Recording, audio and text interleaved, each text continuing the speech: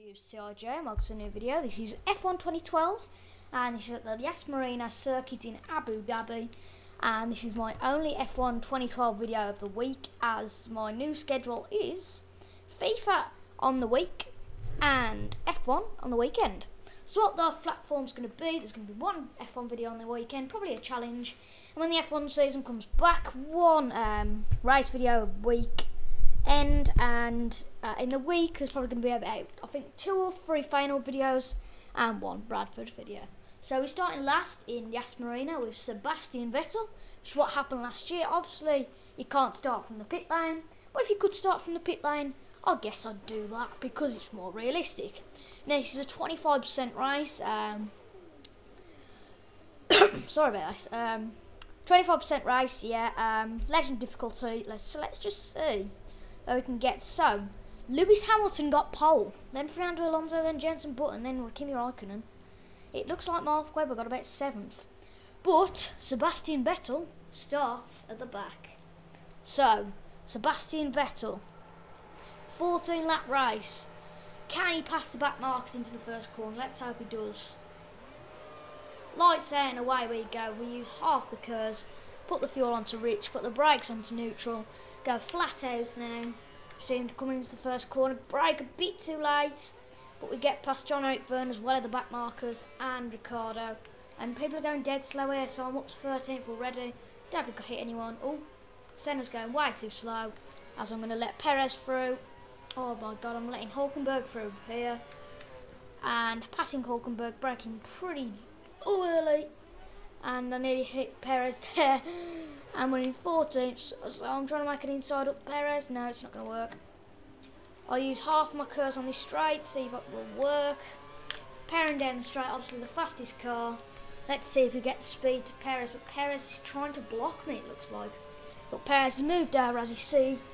Fernando, sorry, I'm saying Fernando Alonso here. Vettel is the faster driver, and I brake very late. Oh, and I've spun Massa out. Oh no. That's a penalty. Oh my oh my god, what happened there? That was shocking. Is that a time penalty or drive through? That's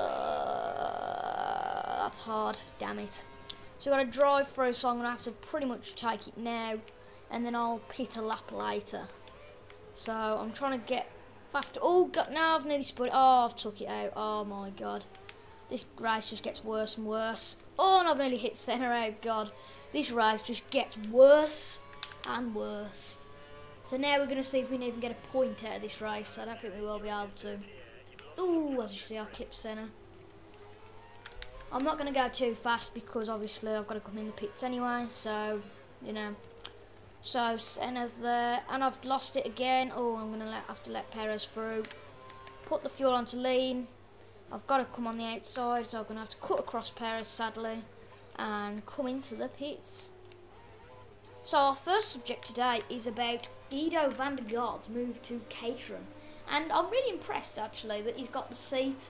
It's definitely going to be a rookie season this year with Guido van der Garde, Esteban Gutierrez, Max Chilton, and a couple of other people, depending what Marussia's second driver is, which we'll get onto later into the video.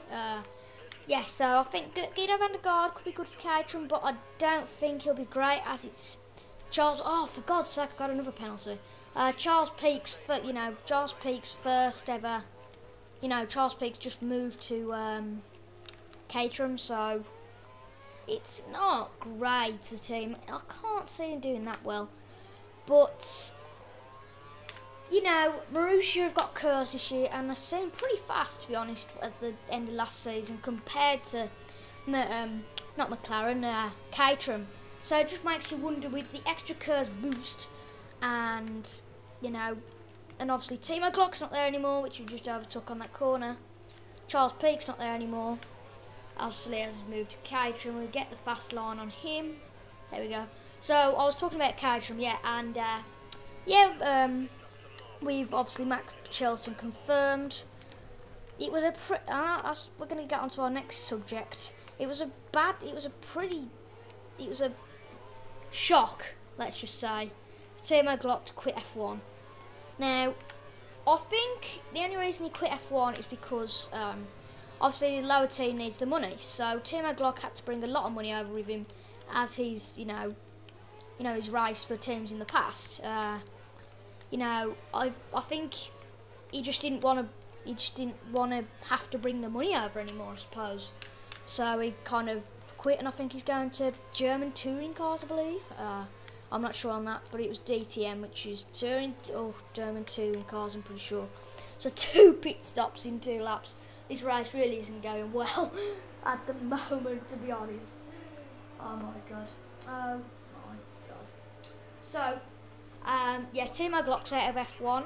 Another subject is obviously Max Chilton got, accepted for Marussia, which is really nice because I don't know about you, if you watch the GP2, and I would watch the GP2. I only watched it last season because I only just started watching Sky Sports F1, obviously, because of it had just come out and they were broadcasting the GP2 and the GP3, etc, etc. If you haven't watched the GP2, go and watch it this season, it's awesome. And my favourite driver from GP2 is Esteban Gutierrez. He has been from last season. I don't know why he's my favourite. He's just all of a sudden, from the second I turned 408 on and GP2 was on Sky, it just really, I don't get why I liked him, but I just did, I just did, for some reason.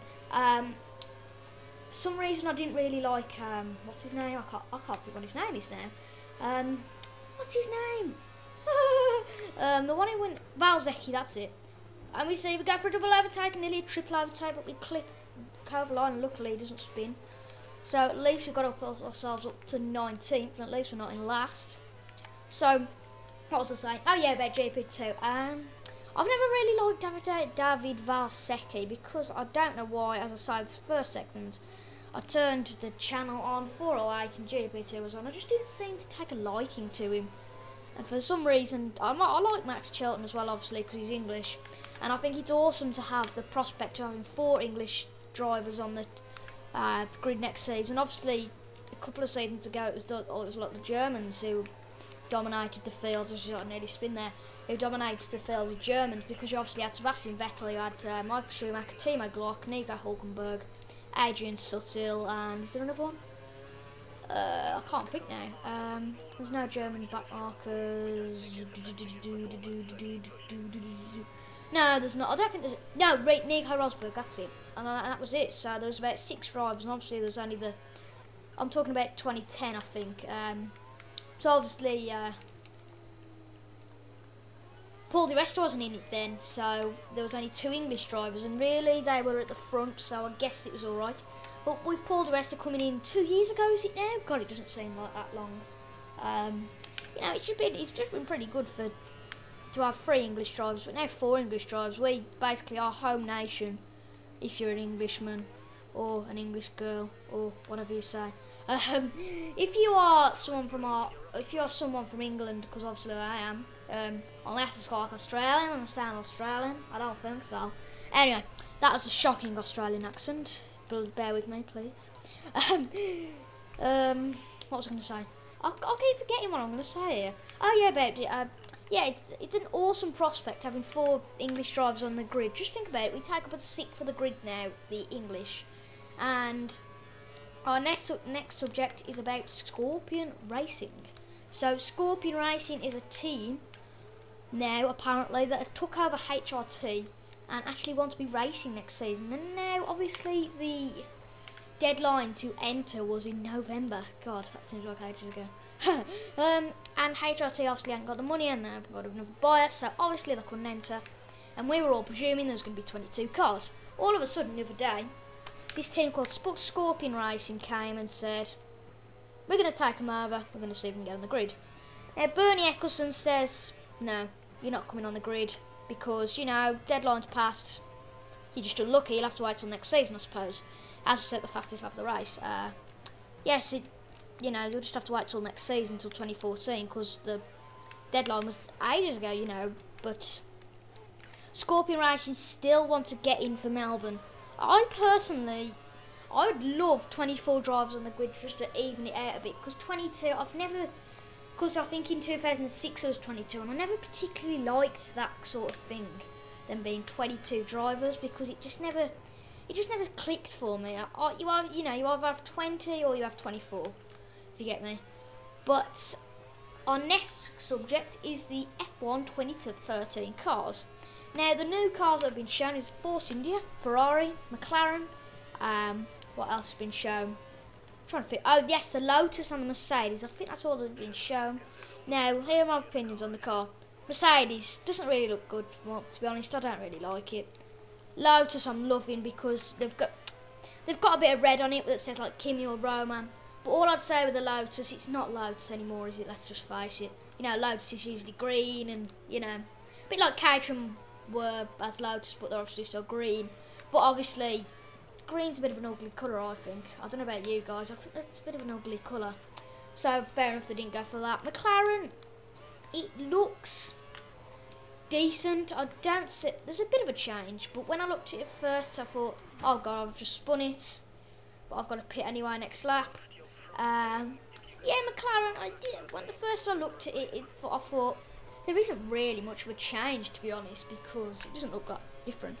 But is it? I think it's McLaren or Ferrari that haven't got the step nose this year. I think that's right. I'm pretty sure. But McLaren, good car. No real difference on the preference. So Ferrari, they've had a bit of a change on the rear wing, I think, and they haven't particularly changed the car massively. A bit of a change on the rear wing with the colour scheme on there. So I like Ferrari's car. It's always been nice. So our next subject is how McLaren will do next season. Now, I don't think McLaren will do.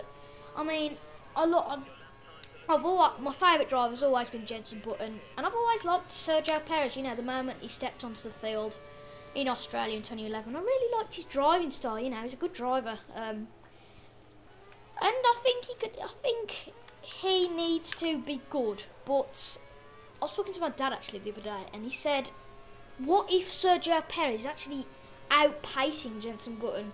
And I was thinking, well, yeah, because if you think about it, if Perez actually outpaces Jenson, that's not very good, is it? Because Jenson's the first driver, I believe, and Sergio's the second driver. So, you know, Jenson's had 3 years this year in the car, and Perez has only had, you know, he's had no experience in the car, obviously.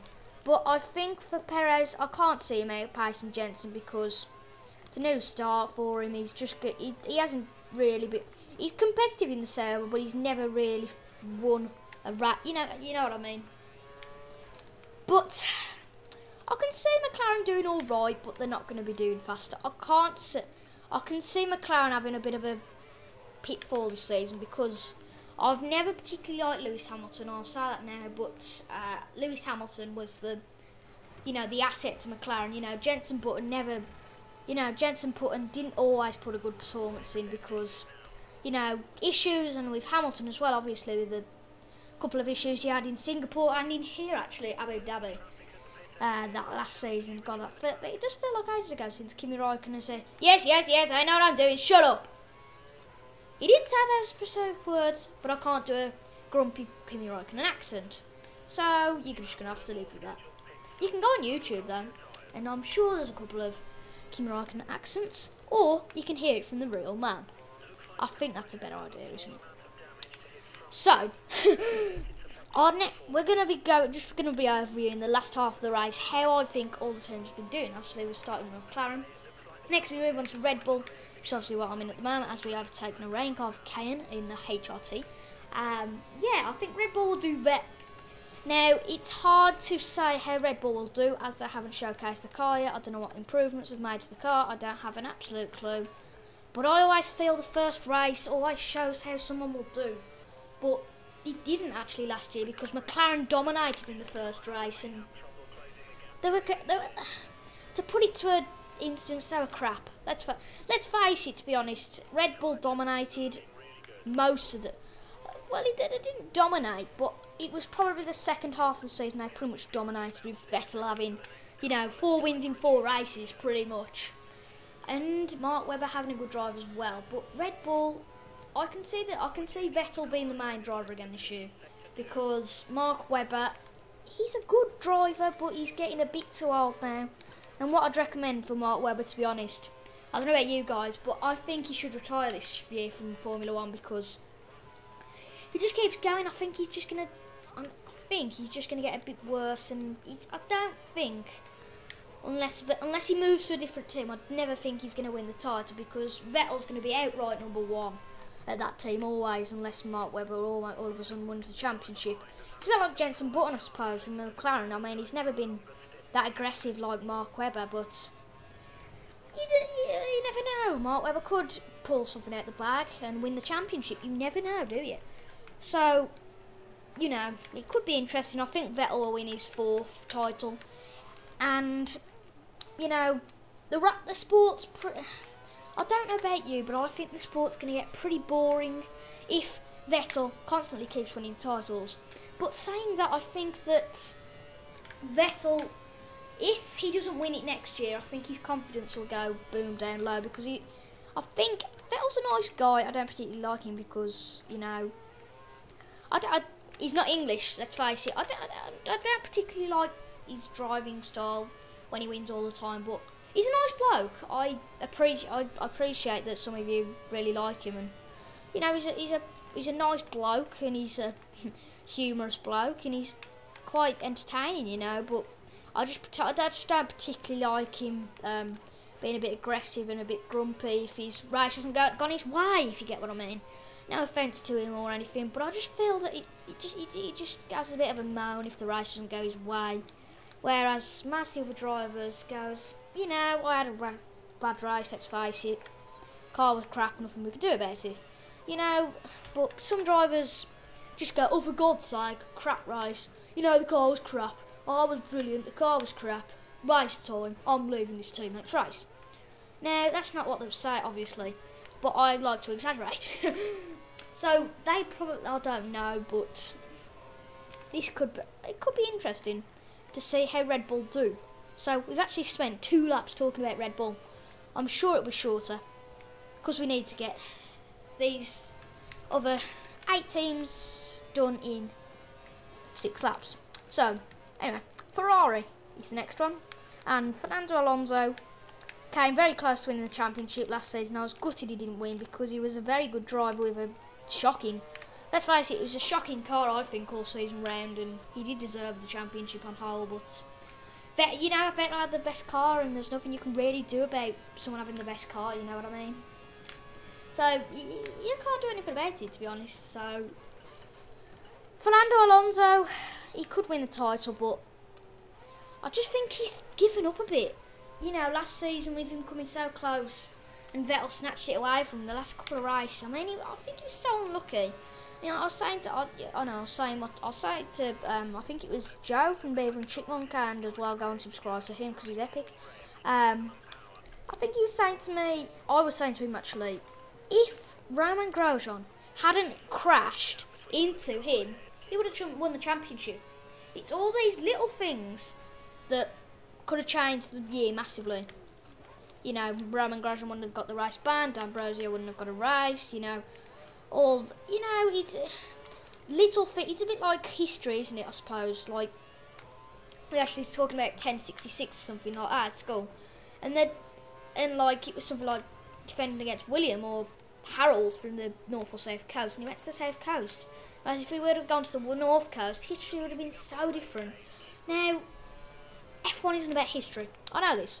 But if you look back, I think if Hamilton hadn't had all these things about him, he wouldn't have gone to Mercedes, let's face it. But more about Ferrari.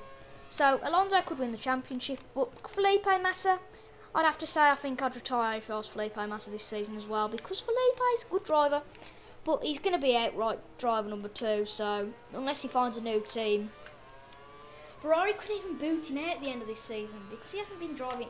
He had a good couple of races at the end of the year, but he hasn't been that good in all retrospective in the last couple of years for Ferrari. So if he retires, he retires. If he doesn't, he doesn't, and he'll stay on for another year. But I think he should retire.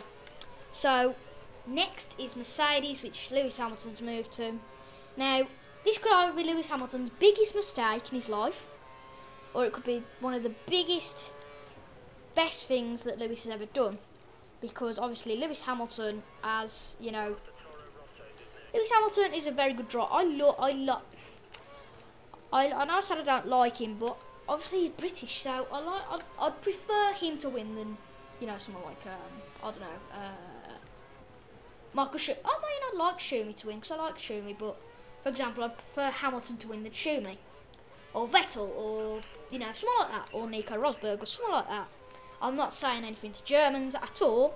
I'm just saying I prefer an English driver to win, as I'm from England, and that's fair enough. So, Lewis Hamilton, as I say, he could actually win the championship, you never know. With this car, looks like a decent car. I mean, Ross Brawn and his crew didn't pull it out of the bag last season. They had this double DRS thing, I think, and it didn't work out, did it, unfortunately for them.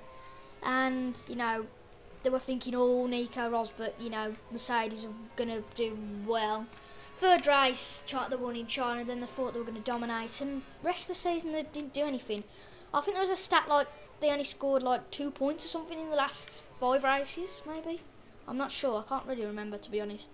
But, yeah, so Mercedes could do well, but they could do bad in the other way. As I say, it could be the biggest mistake for Lewis Hamilton, or it could be the best thing he's ever done. So, I'm not going to talk much about Nico Rosberg. I mean, he's a good driver. All depends on what Lewis Hamilton does. I've just pretty much the same description for Nico Rosberg to Lewis Hamilton, to be honest.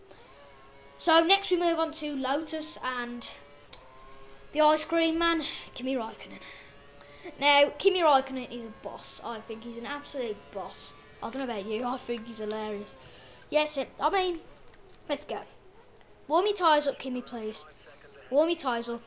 Yes, yes, yes, I know what I'm doing. You don't have to tell me. That is a proper Kimi. Yeah,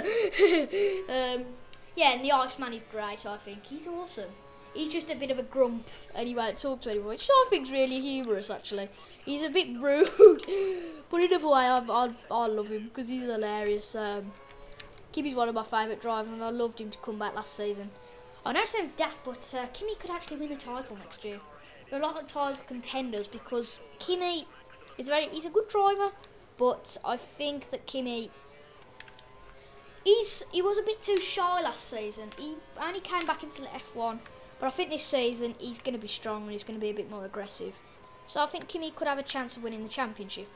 Now we move on to the first lap nutcase that Mark Webber calls him, Roman Grosjean, right?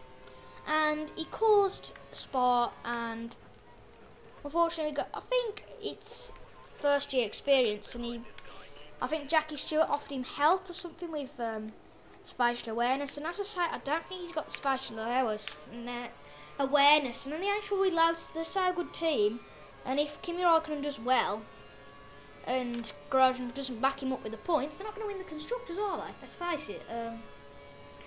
You know, Grosjean did well when he wanted to, I suppose. Let's say that. But at other times, he hasn't got the spatial awareness. So, I've always liked Grosjean, but I think he hasn't got the spatial awareness. He's a good driver, he's aggressive, but he hasn't got the spatial awareness. So Lotus will probably finish about 3rd or 4th in the Constructors, I could say, this season. Or they could even win it, I'm not sure. So, next we move on to, is it Force India? Yeah, Force India. And there's only one driver confirmed for them yet, so I can really say Paul di Resta on whole. Paul di Resta is a good driver, but people are saying, well, why didn't McLaren bloody pick the Paul di Resta rather than Sergio Perez? I disagree, because I think Sergio Perez was the man for it. I mean, they could have picked Fernando Alonso or someone like that, like Felipe Massa or someone. But, like, Sergio Perez is a good driver, he's young. He won't do fantastically this season as it's a first year at McLaren. I can't see him winning the championship. You know, he's saying, oh, he wants to win the championship. He wants to win the championship, but I don't think he will. But anyway, on to di Resta again. I think he's a good driver, but he's not aggressive enough, unfortunately. And that doesn't help his situation, really, as a driver. And he could be a bit more aggressive this year. I'd like to see him be a bit more aggressive because he's a good driver. I don't think he has got the self-confidence in himself. We're coming down the long straight now. Using all the curves. New McLaren man. Aloha. And we just overtook him, so we're into the points. So anyway, yeah, let's go on to Ford Resta. And he could... I don't know who the new driver is yet because obviously I haven't confirmed. But I can't see Force Indy doing great this season again. If they're like what they're like last year. So next we move on to Sabre, and there'll probably only be time for Sabre. I'm really sorry. I'll probably go over the other three next week, perhaps on my next challenge video, which you guys can say in the comments your opinion on what the next challenge race could be. And I think not Sergio Perez, oh my god, what am I doing? And I think Esteban Gutierrez will do not that good, because it's a rookie year. He's in the same situation as Johnny Verne and Daniel Ricciardo. He's a good driver, but as I say, the two rookies last season were good drivers, but they hadn't got the car. I mean, Gutierrez just proves that he has got the car, because Perez, after only being at Sabre for 1 year, produced about 3 podiums, I think, last year, without the great car, I suppose. So, you know, I think Esteban Gutierrez could do alright, but I can't see him doing brilliantly. But next we move on to Nico Hülkenberg, who is a Sabre driver as well. And Nico Hülkenberg, I think that's the right step for Hülkenberg to take. He's probably thinking, you know, the car's not that good. The car, you know, the Force India car wasn't great last year. That's probably what forced his move to Sabre, to be honest. But I think that's a very good move for Nico to do. And I think he could do well at Sabre because he's a good driver. He can get the points, but obviously he didn't have the car in the Force India last year, so there was nothing to really do about it. So I think he could either do well, or Gutierrez could outpace him, which isn't very good at all, to be honest. But that I could see Sabre doing well, but I could see them not doing well either, to be honest. So we can't really talk about Toro Rosso, so I'm just going to say for this last half a lap, thanks guys for 100 subs. I goddamn really appreciate it. I'm just so happy that I got 100 subs. I mean, I've just been thinking for the last 6 months, should I quit? Because, you know, I haven't had, you know, it took me a long time to get to 100 subs, and some people it takes them like 4 weeks to get to 100 subs. I'm not necessarily bothered about the subs. I am, obviously, because if you subscribe, you're epic. You know, but thanks for 100 subs. I really appreciate it. I'm on 102 now, and hopefully you guys have enjoyed this video. And yet again, thank you for 100 subs. I really appreciate it, lads. And as you see, we finished in 8th in the end with 2 penalties and 1 pit stop. I have to say it's a pretty good race from Sebastian Vettel and me. Sebastian Vettel and me say sayonara. Goodbye, lads. See ya.